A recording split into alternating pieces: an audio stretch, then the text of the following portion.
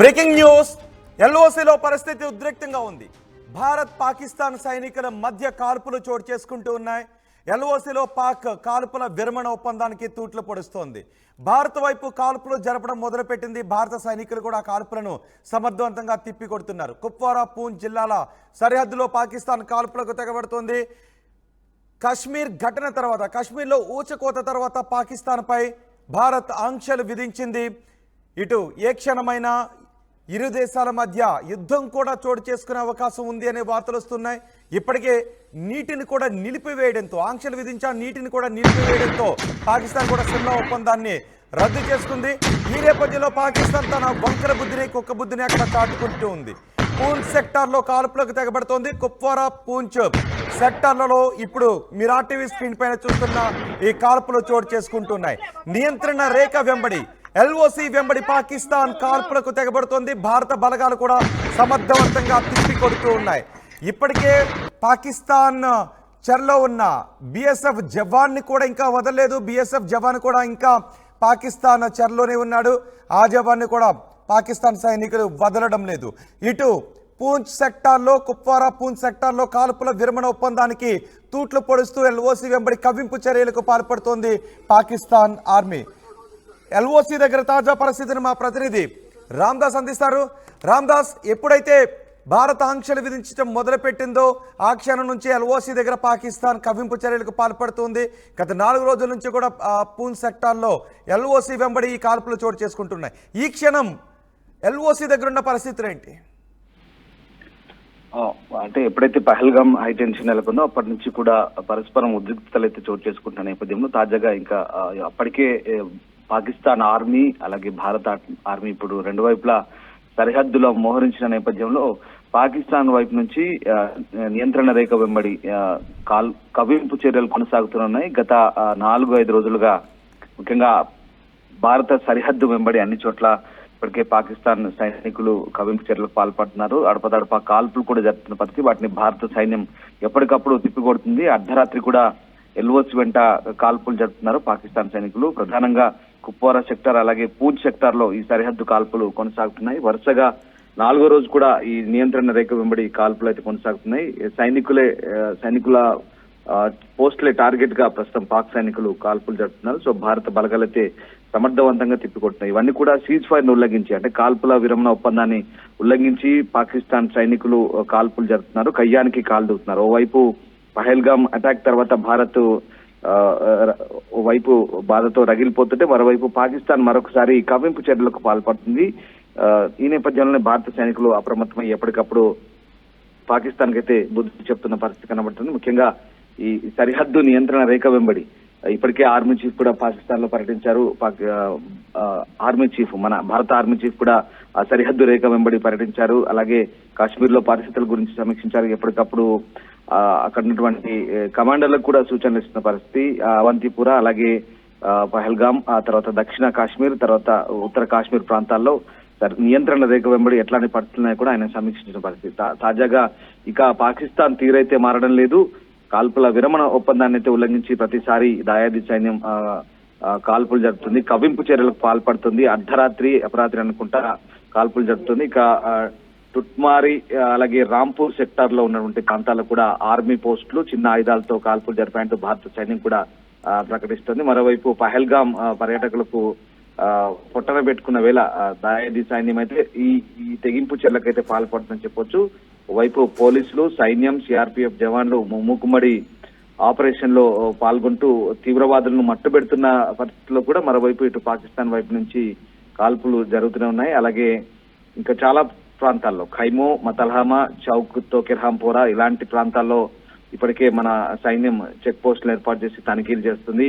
NIA కూడా దర్యాప్తు అయితే కొనసాగిస్తుంది. ఇక ముఖ్యంగా ఉగ్రవాదులను ఇప్పటికే దాదాపు 58 మంది ఇంకా విదేశీ ఉగ్రవాదులు దాగున్నట్టుగా భారత సైన్యం భావిస్తున్న వేళ ఇక ఈ ప్రాంతాల్లో ఇటు కుప్వారాలో కూడా చాలా ప్రాంతాల్లో సైన్యం, అంటే పాకిస్తాన్ సైన్యం నిబంధనలు ఉల్లంఘించి భారత సైనికులపై, ముఖ్యంగా భారత సైనికుల స్థావరాలను లక్ష్యంగా చేసుకుని అయితే కాల్పులు జరుపుతున్నారు. దీంతో పాకిస్తాన్ సైన్యంపై ఎదురు కాల్పులు జరుపుతున్నారు. ఇప్పటికే ఇరు దేశాల మధ్య ఏ క్షణమైన వార్ జరిగే అవకాశం ఉంది అనే పరిణామాలు కనిపిస్తున్నాయి. ఇది ఎల్ఓసి దగ్గర కవ్వింపు చర్యలకు పాల్పడుతుంది. అంటే పాక్ ఆలోచన విధానాన్ని ఎలా చూడాలి? పాకిస్తాన్ మొదటి నుంచి కూడా సరిహద్దు రేఖ వెంబడి, నియంత్రణ రేఖ వెంబడి కాల్పుల విరమణ ఒప్పందాన్ని ఉల్లంఘిస్తూనే ఉంది. ప్రతిసారి కూడా అంటే ఎల్ఓసి దగ్గర ఈ ఒప్పందాన్ని ఉల్లంఘిస్తూ ప్రతిసారి భారత్ వైపు కవింపు చర్యలు జరుగుతుంది. కేవలం ఈ పహల్గాం ఘటన అనే కాదు, పహల్గాం ఘటనకు ముందు కూడా ప్రతిసారి చాలా రొటీన్ గా మారిన పరిస్థితి. చాలా చోట్ల అక్కడ కాల్పులు జరుపుతుంటుంది, భారత సైన్యం దాన్ని తిప్పికొడుతుంటుంది. ఈ నేపథ్యంలో ఇప్పుడు ఈ ఘటన తర్వాత, పహల్గాం ఘటన తర్వాత మరింత ఉద్రిక్తతలు పెరిగిన నేపథ్యంలో ఓవైపు భారత్ ఎప్పుడు అటాక్స్ సిద్ధమవుతుందో అన్న భయం కూడా పాకిస్తాన్ లో వెంటాడుతుంది. మరోవైపు ఇటు పాకిస్తాన్ నియంత్రణ రేఖ వెంబడి ఆర్మీ బలగాలు మరింత కవ్వింపు చర్యలకు పాల్పడుతుండటంతో అసలు అంటే భారత సైన్యం అయితే ఎప్పటికప్పుడు ధీటుగా తిప్పికొడుతున్న పరిస్థితి మనకు కనబడుతోంది. అంటే ఈ రెచ్చగొట్టే ప్రక్రియ ముఖ్యంగా ఓవైపు పాకిస్తాన్ పాలకులు, ఓవైపు ఆర్మీ కమాండర్లు చేస్తున్నటువంటి అనుచిత ప్రకటనలు, అహంకారపూరిత దూరత ప్రకటనలు కూడా ప్రపంచమంతా గమనిస్తోంది. మరోవైపు ఇటు భారత్ వైపు కవింపు చర్యలు జరుగుతూనే ఉన్నాయి. ఈ రకంగా అంటే ఈ దాడి జరిగిన తర్వాత నుంచి కూడా పాకిస్తాన్ ఆరోపిస్తుంది ఒకటే, భారత్ తమని ఇలా ఉగ్రదాడులు జరిగినప్పుడల్లా తమని టార్గెట్ చేసి తమను కావాలని బదనాం చేస్తుందంటూ మళ్ళీ అటు పాకిస్తానే భారత్ వైపు బ్లేమ్ చేసే ప్రయత్నం చేస్తుంది. కానీ పూర్తి ఆధారాలతో సహా కాశ్మీర్ లో హింసకు తెగబడ్డ తీవ్రవాదులు, పాకిస్తాన్ ప్రేరేపిత తీవ్రవాదులు అనే అంశాన్ని భారత్ ఎప్పటికప్పుడు నొక్కి చెప్తుంది, ప్రపంచానికి కూడా తెలియజెప్పే ప్రయత్నం చేస్తుంది. కానీ పాకిస్తాన్ మాత్రం ఇదంతా తప్పు అని కొట్టిపారేస్తున్న పరిస్థితి. తాజాగా పాకిస్తాన్ విదేశాంగ మంత్రి ఇషాక్ దార్ అటు చైనా విదేశాంగ మంత్రి వాంగ్ యీకి ఫోన్ చేశారు. తమను భారత్ ఈ రకంగా బ్లేమ్ చేస్తుంది, మీరు జోక్యం చేసుకోవాలి, మీరు కాపాడాలంటూ అటు చైనా మంత్రి కూడా విజ్ఞప్తి చేస్తున్న పరిస్థితి ఫోన్ లో.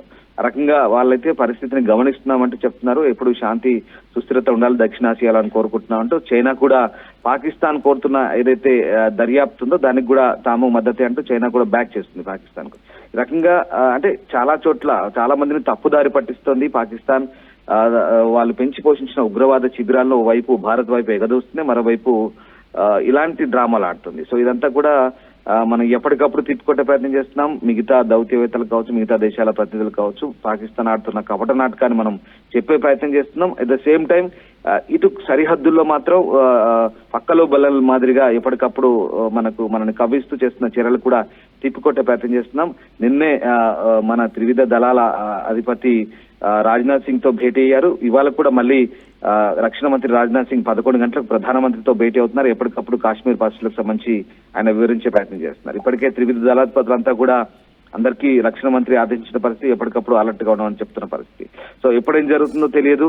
ఈ కవింపు చర్యలు జరుగుతున్నప్పటికీ కూడా తిప్పి కొడుతూనే ఇటు సరైన బుద్ధి చెప్పేందుకైతే భారత్ రెడీ అవుతుంది. మరి ఎలాంటి నిర్ణయం తీసుకోబోతుంది, ఏం జరగబోతుంది, ఇవాళ ప్రధానమంత్రితో భేటీ తర్వాత ఏదైనా కీలక పరిణామం చోటు చేసుకుంటుందా అనేది మాత్రం ఇంకా ఉత్కంఠ రేపుతోంది.